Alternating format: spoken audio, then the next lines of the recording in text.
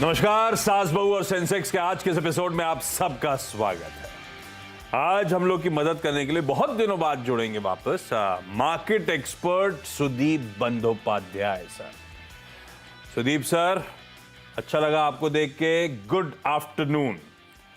आता हूं, मार्केट की चर्चा करता हूं पहले आपके साथ, लेकिन पहले toll free number, WhatsApp number, Twitter ID screen पर प्लीज रीच आउट करिए ताकि हम लोग आपकी क्वेरीज इस प्लेटफॉर्म पे रेज करें, रिजॉल्व करें, मदद कर पाए आप लोगों की। उसके लिए मार्केट्स ठीक है, वीकली ऑप्शन एक्सपायरी का दिन एक फ्लैटिश नोट पे इस समय कामकाज करते हुए, तो शुरू का इनिशियल जो डिप आया था उससे तो उभरे। असल में वो मैं सुबह मेंशन, हम लोग सुबह चर्चा कर रहे थे, आज निफ्टी बैंक देखना होगा फिर से, वो अदानी रिलेटेड इश्यूज और ये सब कल पस पड़ा हुआ था। कल क्या हुआ था, कोई आईटी स्टॉक्स, टीसीएस, इन्फोसिस, कोई रिलायंस इंडस्ट्रीज हैवीवेट मदद लेकर ले गए, तो स्क्रीन बेहतर देखने को मिली। बैंक्स उस पॉलिसी के बाद से एकदम फ्लैटिश नोट पर ही थे और आज बैंक दरअसल आधे % के दबाव के साथ है। वो तो क्या हुआ, इंटरडे में आईटी ने थोड़ा सा मोमेंटम पिकअप कर लिया है। वो आईटी स्टॉक्स आपकी स्क्रीन पे वापस इन्फी, टीसीएस गेनर्स की लिस्ट में शुमार होते हुए, तो उन्होंने काफी हद तक उस फॉल को ब्रिज करने की कोशिश करी है बेसिकली। इसीलिए निफ्टी फिर भी हल्की कमजोरी के साथ है। ब्रेथ ठीक ठाक 1:1 का रेशियो आपको आपकी स्क्रीन पे नजर आएगा। लेकिन सुदीप सर, बड़े वॉलेटाइल टाइम्स हैं और वो लग रहा था कि वो इशू बैक बर्नर पे चला गया, वो लग नहीं रहा, रह के उठ रहा है इशू। कल तो मैं अभी आने से पहले देख रहा था कि सुप्रीम कोर्ट पे वो कई सारी प्लीज हैं कि सुप्रीम कोर्ट मॉनिटर्ड कमेटी जांच करे हाइडेनबर्ग रिपोर्ट के खुलासों पर, तो सुनवाई भी होनी है। तो ये चलता रहेगा, न्यूज फ्लो का सिलसिला कंटिन्यू रहेगा। मार्केट्स लग रहा था कि हम उसके बियॉन्ड देखना शुरू कर रहे हैं, पर आज जिस तरह से बैंक्स वापस पस पड़ गए या प्रेशर माउंट हो रहा है, ये दिक्कतें अभी जस की तस बनी हुई हैं, ऐसा मानो क्या? आशीष जी, आप बिल्कुल ठीक कह रहे हैं। जो मुद्दा है इतना जल्दी खत्म होने का नहीं है। और हाँ। जैसे आप जिक्र कर रहे हैं, वैसे बहुत सारे और भी इश्यूज है जो कि different authorities at different points of time और टेकअप कर रहे हैं। जैसे एमएससीआई का मामला सबको मालूम है, तो उसको लेके भी कुछ मार्केट में शंका है, क्योंकि अगर एमएससीआई इंडेक्स से वेटेज कम कर दिया गया तो थोड़ा आउटफ्लो स्पेसिफिक काउंटर से देखने को मिलेगा, उसका भी चिंता है। और जो सारे मांग ऑपोजिशन कर रहे हैं उस पे भी कुछ माहौल में थोड़ा प्रेशर तो जरूर रहेगा। पर मैं एक चीज मानता हूं कि अदानी एक साइड में अगर अदानी कंट्रोवर्सी और अदानी इश्यूज रखे, अदरवाइज भी मार्केट में थोड़ा दबाव आने का संभावना रहे। कि इसका कारण, मुख्य कारण यह है कि जो ग्लोबल मार्केट्स में जो रिस्क ऑन मूड होने से इमर्जिंग मार्केट्स को फायदा होता है, वो रिस्क ऑन मूड अभी तक सेटल नहीं हो रहा है। एफआईआईज अभी भी बिकवाली कर रहे हैं। और जो यूएस में जो इंटरेस्ट रेट की स्थिति है, उसमें जो आर्बिट्राज करते हैं, वो वहां पे बोरो करके इमर्जिंग मार्केट में निवेश करते हैं, वो काम अभी पूरी तरह से चालू नहीं हो रहा है। क्योंकि यूएस में इंटरेस्ट रेट एक लेवल पे चला गया है जहां पे उन लोगों को लगता है कि यूएस से मार्केट से बोरो करके पैसा लाना, इमर्जिंग मार्केट्स में लगाना शायद सही नहीं होगा। तो इसीलिए जो रिस्क ऑफ मूड या कंटेन्ड एटमॉस्फेयर में एफआईआईज काम कर रहे हैं, इसका असर इमर्जिंग मार्केट्स, इंडिया जैसे इमर्जिंग मार्केट्स में देखने को मिल रहा है। ठीक है, थोड़ा सा ये दिक्कतें सेंटिमेंट्स पे लिंगर ऑन करती हुई। वैसे ये भी ध्यान रखिएगा, थोड़ा सा इंटरप्रिटेशन गड़बड़ था पॉलिसी का, या फिर मार्केट की चाल से लोग इंटरप्रेट कर रहे थे पॉलिसी को। पॉलिसी अपने आप में एक्सपेक्टेशन से ज़्यादा हॉकिश थी। हमारी एमपीसी ने क्या कहा था, मॉनेटरी पॉलिसी कमेटी आवाज़ की जो बैठी थी, कि क्या हो सकता है, या तो स्टेटस क्यों होगा या 25 बेसिस पॉइंट्स का हाइक होगा, और वो हाइक भी to err on the caution side, just कि क्योंकि ग्लोबली सेंट्रल बैंक्स अभी भी थोड़े से हॉकिश हैं इसीलिए करने वाले, अदरवाइज ज़रूरत नहीं है। 25 बेसिस पॉइंट्स हुआ, उसके बाद सबका मानना था अब तो हर पॉज ही पॉज है, अब के बाद नहीं होगा। पर कल वो रूम खुल गया है। उन्होंने कमेंट्री में जिस तरह से इन्फ्लेशन के FY24 के फोकास्ट रखे हैं, एक भी क्वार्टर में 5% के नीचे इन्फ्लेशन नहीं जाएगा। हमारा टारगेटेड इन्फ्लेशन लेवल है 4% का। हम जरूर कंफर्ट बैंड में आ चुके हैं, लेकिन वो हॉकिशनेस क्लियरली नजर आ रही थी। नोमुरा ने आज सुबह जो रिपोर्ट छापी उस क्रेडिट पॉलिसी के बाद, अब वो कह रहे हैं एक और 25 बेसिस पॉइंट अब आएगा इस पॉलिसी को सुन के लगता है। वो क्लियरली कमेंट्री में लग रहा था, सुनना होगा आपने, ध्यान दिया होगा तो हमने थोड़ा सा मोमेंटम दिखा दिया था। अदरवाइज हमारी पॉलिसी सरप्राइजिंगली एक्सपेक्टेशन से ज्यादा हॉकिश की तरफ नजर आई। सुधीर सर, आपने नोटिस करा ये बात? जी बिल्कुल ठीक कह रहे हैं, बिल्कुल सही कह रहे हैं। और देखिए, इसका मुख्य कारण मैं मानता हूं कि करेंसी पे जो प्रेशर है, हाँ। आरबीआई गवर्नर को वो भी ध्यान में रखना पड़ेगा।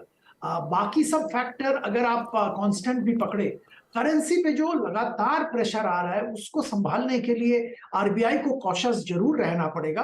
और इन्फ्लेशन वाली बात तो आपने बिल्कुल सही कहा है कि अगले साल का फोरकास्ट में भी 5% के ऊपर, जहां की हमारा टारगेट है 4%, तो प्रेशर तो जरूर रहेगा। और अगर ये प्रेशर रहता है तो आरबीआई को भी थोड़ा टाइट, एटलीस्ट जो मैसेज जाएगा वो लूज मॉनेटरी पॉलिसी का मैसेज नहीं जा सकता है। मेरा मानना यही है, यही सोच के आरबीआई गवर्नर ने एक एक टाइटनिंग वाला बायस लेके अपना कमेंट्री दिया।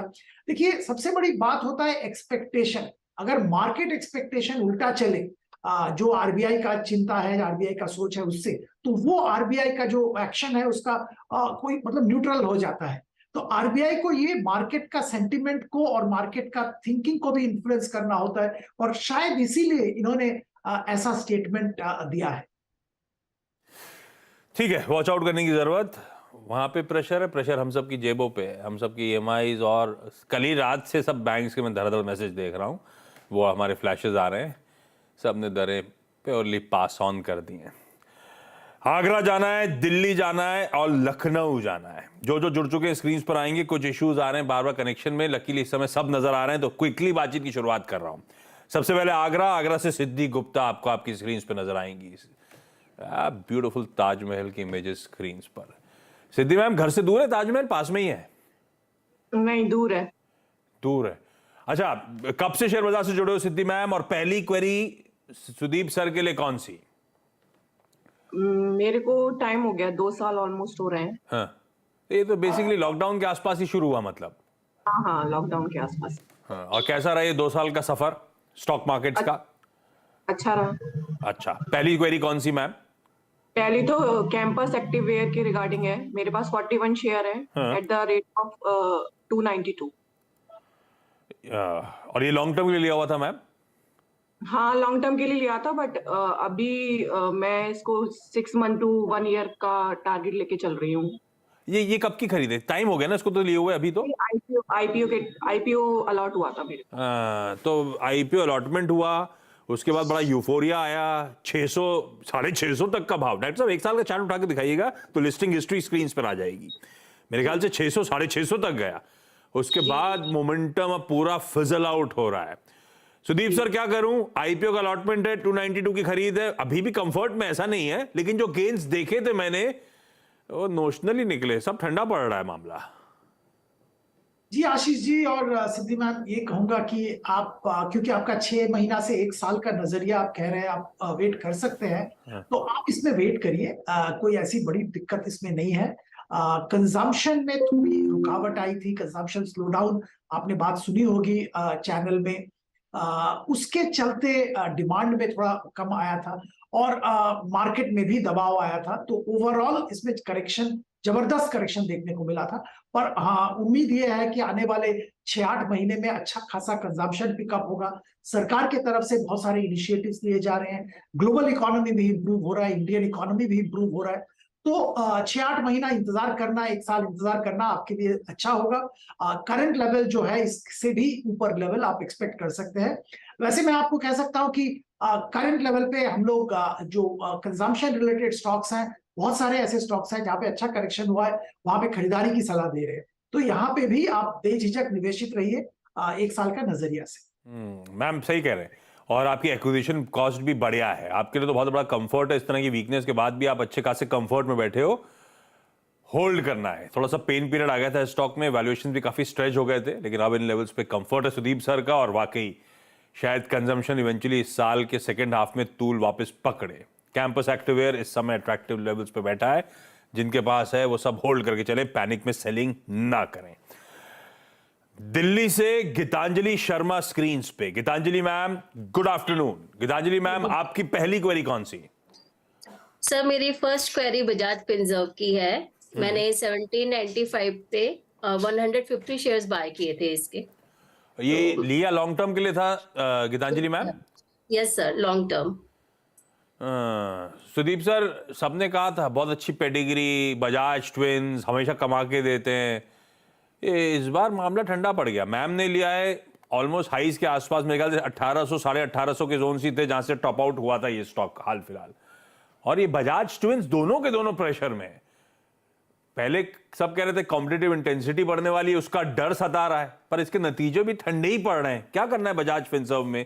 300-400 रुपए पर शेयर अब लॉस में बैठे हैं हम। देखिए, फंडामेंटली कंपनी में कोई दिक्कत नहीं है। हाँ। दोनों बजाज ट्विंस में कहीं कोई दिक्कत नहीं है।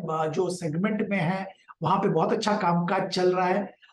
फाइनेंशियल सर्विसेज ओवरऑल बहुत अच्छा पॉजिटिव मोमेंटम है, और उम्मीद ये है कि आने वाला 1-2 साल बहुत अच्छा चलेगा, परफॉर्मेंस इंप्रूव होगा। कंपटीशन है, पर बजाज ट्विंस एक अलग लेवल पे चला गया है और कंपटीशन से बहुत आगे है बजाज ट्विंस। और मानना यही है कि यहाँ पे आने वाले दिनों में अच्छा नतीजा, अच्छा परफॉर्मेंस मार्केट में भी देखने को मिलेगा। जबरदस्त करेक्शन हुआ है, जैसे आशीष जी जिक्र कर रहे थे। कुछ इनका जो फोरकास्ट आया था, जो परफॉर्मेंस आया था, वो ग्रोथ है, अच्छा ग्रोथ है, पर जो एक्सपेक्टेशन है इनसे उससे थोड़ा कम ग्रोथ था। जैसे कहते हैं क्लास का फर्स्ट बॉय अगर सेकंड आता है तो मतलब वो अच्छा नहीं लगता है, तो हालत ऐसी है। पर आप, क्योंकि आप निवेशित रह सकते हैं, तो हमारी सलाह तो यही होगी, इतना बड़ा लॉस बुक करके एग्जिट करने का कोई मतलब नहीं है। आप निवेशित रहिए, अच्छा कंपनी है, अच्छा सेक्टर है, कोई दिक्कत नहीं है। ठीक बात है, अच्छा सेक्टर है, बढ़िया पेडिग्री है, फंडामेंटली स्ट्रांग कंपनी है। मैम फंसे हैं लेकिन एक अच्छी क्वालिटी के स्टॉक में फंसे हैं, होल्ड करेंगे, लॉस में नहीं निकलेंगे। और ठीक है, एक इश्यू ये भी है कि एफआईएस की कंटिन्यूस सेलिंग है। ये एफआईएस के पसंदीदा स्टॉक्स में से एक था, तो अगर वहां सेलिंग रिलेंटलेस कंटिन्यू हो रही है, इसीलिए दबाव देख रहे हैं। कब तक बेचेंगे? लौट के आएंगे बेहतरीन पेडिग्री स्टॉक्स में एक्यूमुलेशन आएगा, इवेंचुअली होल्ड करेंगे हम लोग। गीतांजलि मैम, आता हूं आपकी अगली क्वेरी के लिए। लखनऊ पहले जा रहा हूं, अनीता मिश्रा स्क्रीन पे। Anita ma'am, good afternoon. Anita ma'am, अच्छा अनीता मैम साक्षात नजर आ रही है, पहले बता रहे थे इशू आ रहा है कनेक्शन में, दिख रही है। अनीता मैम, सवाल आपका कौन सा पहला? सर हमारे पास 1000 शेयर है 24 की रेट में सुजलॉन के, तो मैं जानना चाहती हूँ सर, एक्चुअली कम से कम 7 इयर्स हो गए मुझे लिए हुए। मैं जानना चाहती हूँ उसके आगे फ्यूचर क्या है, कैसे रखूँ, होल्ड करूँ, कैसे करूँ? 7 साल से होल्ड कर रहे हो आप सुजलॉन को, और 24 वाला 9 पे आ गया, नहीं कितने पे? हाँ 9 रुपए पे चल रहा है। सुदीप सर, अब अरे कल तो मोदी जी आ रहे हैं वहां पे, तैयारी हो गई क्या? जी सर, एक्चुअली मैं प्रॉपर लखनऊ से हूँ, बट लखनऊ में नहीं हूँ इस वक्त, मैं सूरत के पास हूँ, सोनगढ़ में। अच्छा, तो आप वैसे कल मोदी जी लखनऊ जा रहे हैं, कल वो यूपी इन्वेस्टर समिट को इनॉग्रेट करने जा रहे हैं, कल से 3 दिनों की उस समिट की। सब खबर है मुझे आपके शहर की। सुदीप सर, वही सुजलॉन में मैम फंसी हैं, हम में से बहुत लोग फंसे हुए हैं। 24 वाला 9 पे आ गया है। सुदीप सर, क्या करना है? आप होते तो आप होते ही नहीं इसमें, खैर अभी होते तो क्या करते? अब ये पेनी स्टॉक कैटेगरी में खड़ा हुआ है, मैं लॉसेस बुक करके निकलूं या कुछ होप है? जी आशीष जी, मैं तो हमेशा इस स्टॉक से दूर रहा हूँ। तो आप बिल्कुल सही कह रहे हैं, मैं तो इसमें घुसता ही नहीं। पर मैम क्योंकि घुस गई है तो और इतने दिन से इसमें निवेशित है, अनफॉर्चुनेटली मेरा सलाह मैम आपके लिए होगा कि आप एग्जिट ले लीजिए। जो आपको रकम मिलता है वो और किसी सेक्टर में और कहीं लगाइए। कंपनी में बहुत कुछ हो गया है पिछले इतने सालों में, आपने देखा है, शायद आपने ट्रैक भी किया है। और अभी प्रोमोटर मतलब वो भी चले गए हैं और दूसरे लोग अभी कंपनी चला रहे हैं। कैसे फ्यूचर में क्या होगा, बहुत ही स्पेकुलेटिव है। मैं कंपनी का बुराई अभी इस हालत में नहीं कर रहा हूं, पर ये कह रहा हूं कि ये अनसर्टेन है। तो ये एक लॉटरी टिकट जैसा हो गया अभी, कि आपके पास है तो आपका मतलब लक में है तो कुछ हो सकता है, नहीं तो नहीं हो सकता है। तो इसमें तो हम बिलीव नहीं करते हैं, मार्केट में ऐसे एडवाइस नहीं दे सकते हैं। तो आप एग्जिट ले लीजिए एक बार, और किसी क्षेत्र में और किसी रिकमेंडेड स्टॉक में बहुत सारे एक्सपर्ट्स चैनल में आते हैं, रिकमेंड करते हैं, उस पर आप ध्यान दीजिए। भाई फिर आपका कॉल है, ये बेसिकली लॉटरी जैसा गेम हो गया। सुजलॉन में 7 साल से रखे हुए तो आगे रखें, चले नहीं चले, लॉजिक और फंडामेंटल्स के परे है अब इस समय। तो ये मैम आपको डिसाइड करना पड़ेगा। सुदीप सर का व्यू है कि लॉसेस बुक करके निकलें, इसमें इंतजार करें उस घाटे की भरपाई का, इससे अच्छा कोई अच्छी फंडामेंटली स्ट्रांग कंपनी में एंटर करें जिससे शायद मुनाफा या उस घाटे की रिकवरी बेहतर हो पाएगी। अच्छा, क्विकली एक सवाल और ले लेता हूं। गीतांजलि मैम, अगली क्वेरी कौन सी? मैंने 470 के नियर अराउंड बाय किए हैं। 1000 शेयर है सर, लास्ट ईयर बाय किए थे। कौन से? तो टाटा मोटर्स। ओके, सॉरी वो आवाज नहीं आई थी मेरे पास। टाटा मोटर्स 470 में 1 साल हो गया, लॉन्ग टर्म के लिए लिया हुआ है मैम, है ना? Yes sir. ये तो ठीक, ये वॉलेटाइल हो रहा है, लेकिन सुदीप सर ये बीच में ईवी बिजनेस में बड़े बड़े मार्की प्लेयर्स का चेक इन होना, तब वो सब बोल रहे थे 4 डिजिट ये तो चलने लगेगा, अब चलने लगेगा। ये अटक गया है मामला थोड़ा सा टाटा मोटर्स का। पोर्टफोलियो में रखूं ना, कोई दिक्कत वाली बात तो है नहीं, लॉन्ग टर्म के लिए अच्छा है या नहीं है? मेरी खरीद से 35 रुपए नीचे। जी आशीष जी, लॉन्ग टर्म के हिसाब से पोर्टफोलियो में रख सकते हैं। मैं इसकी दिक्कतें बता रहा हूँ। 2 दिक्कतें बहुत बड़ी है अभी। पहला दिक्कत है, अभी भी अगर टाटा मोटर्स कंसोलिडेटेड अगर आप देखेंगे, एक बहुत बड़ा हिस्सा इनकम का, प्रॉफिट का चाइना से आता है। जेएलआर बिजनेस जो है करीबन 90% के आसपास ओवरऑल जेएलआर बिजनेस है, और जेएलआर का एक बहुत बड़ा हिस्सा चाइना से आता है और एक बहुत बड़ा चंक यूरोप से आता है। मालूम है हम लोगों को कि चाइना में दिक्कतें चल रही है और यूरोप में भी स्लो डाउन है। तो ये जेएलआर का बिजनेस परफॉर्मेंस आने वाले कुछ देर तक थोड़ा सबड्यूड रहेगा। तो इसीलिए हमारी सलाह तो यही होगी कि इसमें आप निवेशित रहिए। बहुत जल्द बहुत बड़ा कुछ होने वाला नहीं है। दूसरी बात ईवी का, ये भी मैं बताऊंगा कि हाँ, इन्होंने बहुत जल्द ईवी लॉन्च किए हैं। इनका ईवी जो लॉन्च किया है मार्केट में अच्छा फीडबैक है, चल रहा है। पर सारे जो टॉप कंपनीज है वो भी अपने अपने ईवीज लॉन्च कर रहे हैं, और ईवी क्षेत्र में क्या होगा, कौन सिकंदर बनेगा, वो बताने का टाइम अभी तक नहीं आया। तो ईवी बिजनेस पे अब बहुत बड़ा वैल्यूएशन, बहुत बड़ा एक्सपेक्टेशन मैं नहीं रखता हूं। हाँ, जरूर बहुत बड़ा होगा, पर आज के दिन में वो बताना मुश्किल है। एग्जिस्टिंग बिजनेस के तौर पे कह सकता हूं कि लंबे अवधि के लिए अच्छा है, पर immediate short term, medium term में दिक्कतें आ सकती है। ठीक है, थोड़ा सा वोलेटिलिटी से जूझना पड़ेगा, लेकिन लंबी अवधि के लिए शायद पोर्टफोलियो में रखा जा सकता है। Siddhi ma'am, Geetanjali ma'am, Anita ma'am, thank you so much जुड़ने के लिए। क्विकली छोटा सा सुदीप सर, थैंक यू जुड़ने के लिए, बढ़िया तरीके सारी क्वेरी सॉल्व करने के लिए। इंडिया में नहीं थे क्या, बाहर थे क्या आप? जी बीच में बाहर था, बिल्कुल सही बात है, बिल्कुल सही बात है। मजे हैं एकदम। ब्रेक ले रहा हूँ, थैंक यू सो मच जुड़ने के लिए। ब्रेक के काम के लिए गया था, थैंक यू। चलिए सुदीप सर, थैंक यू आने के लिए। ब्रेक ले रहा हूँ, ब्रेक के उस पार क्विक मार्केट चेक।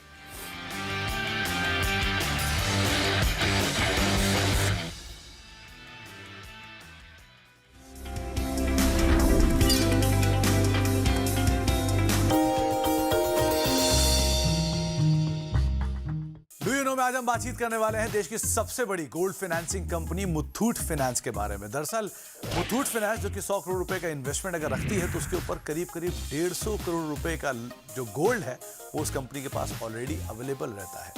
करीब 5330 ऐसे स्ट्रॉन्ग रूम्स हैं जिनके अंदर मुथूट फाइनेंस अपने गोल्ड को प्रिजर्व करता है, और कंपनी के पास करीब 178 टन गोल्ड रखा हुआ है जो कि लोगों ने उन्हें बतौर कोलैटरल दिया हुआ है।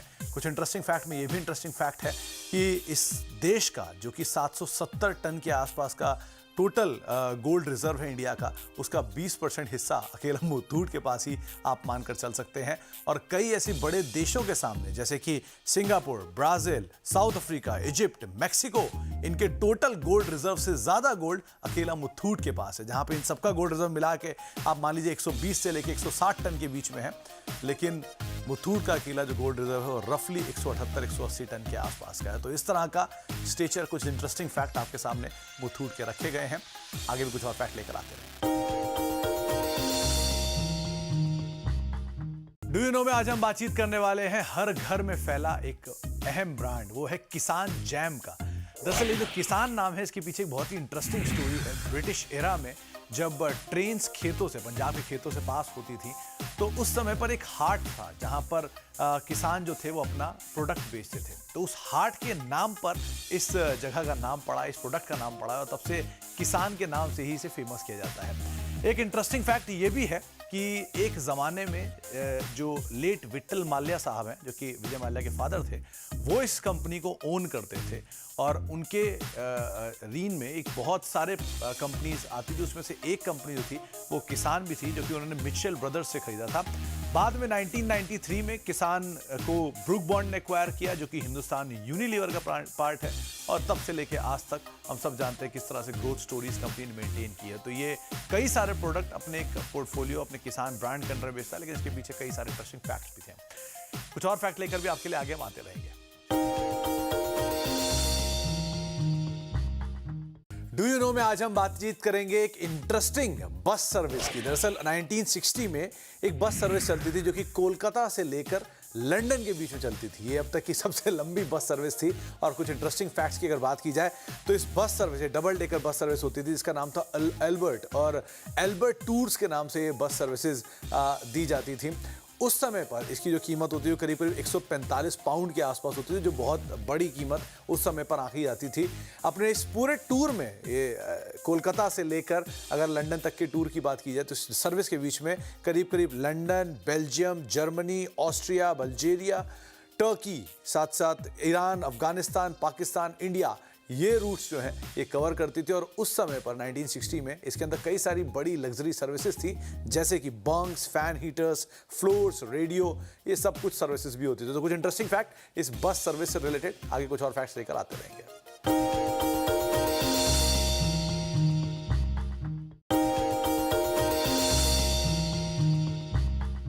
डू यू नो में आज हम बातचीत करने वाले हैं देश के सबसे बड़े सरकारी bank state bank of India की। दरअसल ये बैंक 200 साल से ज़्यादा पुराना इतिहास रखता है और इसकी जो हिस्ट्री है उसके अंदर कई सारे बैंक्स का विलय ज़रूर शामिल हुआ होगा। आपने अगर कई सारे state bank of Maharashtra, Travancore, इनका तो नाम सुना ही होगा, लेकिन अगर 200 साल पहले जाएं तो इसकी हिस्ट्री और ज़्यादा पुरानी है। 200 साल पहले करीब इस बैंक की शुरुआत जब हुई थी तो 3 बैंकों के विलय के साथ ही शुरुआत हुई थी। दरअसल 3 बैंक में पहला नाम था बैंक ऑफ बंगाल, दूसरा नाम था बैंक ऑफ बॉम्बे और साथ ही साथ तीसरा बैंक था बैंक ऑफ मद्रास, जिसको मर्ज करने के बाद एक बैंक बनाया गया जो बैंक बना imperial bank of India. Imperial bank of India के साथ इंटरेस्टिंग पार्ट ये भी था कि जब ब्रिटिश एरा था तब ये एक लौता बैंक था जिसके पास नोट इशू करने की अथॉरिटी हुआ करती थी, लेकिन बाद में आरबीआई ने इसे अपने अंडर में ले लिया और आरबीआई ने separate commercial bank.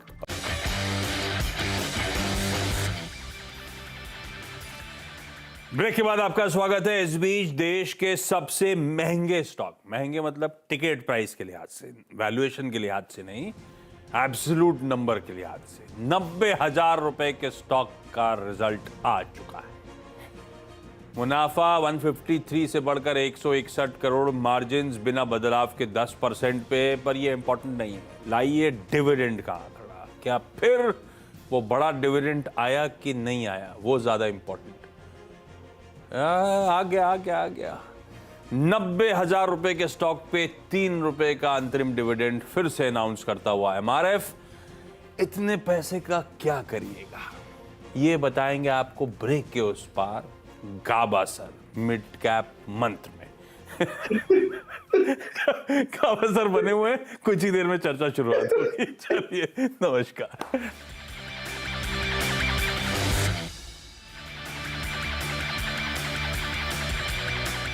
Mogia Steel presents